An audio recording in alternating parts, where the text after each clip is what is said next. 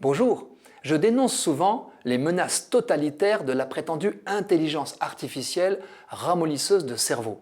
Aujourd'hui, je veux reconnaître à partir d'une expérience qu'un usage ajusté de l'IA peut au contraire nourrir nos intelligences, augmenter notre savoir et même nous motiver au bien, en l'occurrence à la préservation des écosystèmes. J'ai passé 2 jours de l'été avec un ami écologue professionnel, homme fascinant par sa passion pour la faune et la flore, la nature et les paysages. J'ai eu la chance de faire plusieurs balades naturalistes avec lui autour de chez moi. Occasion de vérifier qu'en matière de compétences, entre ceux qui font de leur passion leur métier et ceux qui la confinent à leur temps libre, il y a un abîme. Nous voilà donc partis à la découverte de la biodiversité locale. Elle se révèle par des rencontres directes avec l'animal ou la plante, mais aussi grâce aux traces laissées par les animaux, ou encore leurs cris, chants, stridulations et autres indices sonores. Je passe sur tout ce que j'ai appris de la richesse de la vie que j'ignorais à ma porte.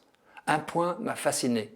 Mon ami utilise la version française de l'application iNaturalist, qui facilite l'identification des espèces rencontrées et stocke nos observations dans des fichiers de suivi utilisés par des chercheurs du monde entier.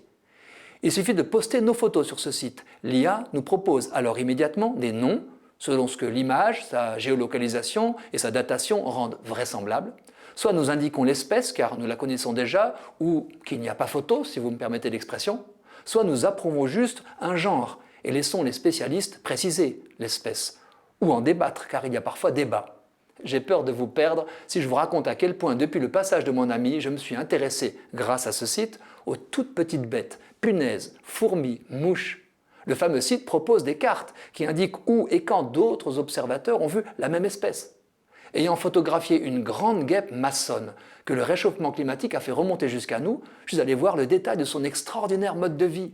Elle pond dans des chenilles qu'elle enferme dans d'élégantes loges de terre. J'ai aussi observé la Milésie faux frelon, grosse mouche déguisée en frelon et qui vit d'ailleurs à ses dépens en pondant dans son nid. Incroyable, non?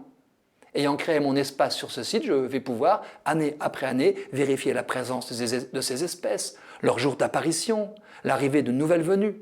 Le site complète nos précieux livres par ses données actualisées. Et surtout, il relie les amateurs en communauté. Grâce à eux, ma connaissance d'espèces que pourtant j'observe depuis l'enfance explose. Le plus rassurant, c'est la participation d'une foule de naturalistes sérieux, parfois spécialistes d'un genre très particulier.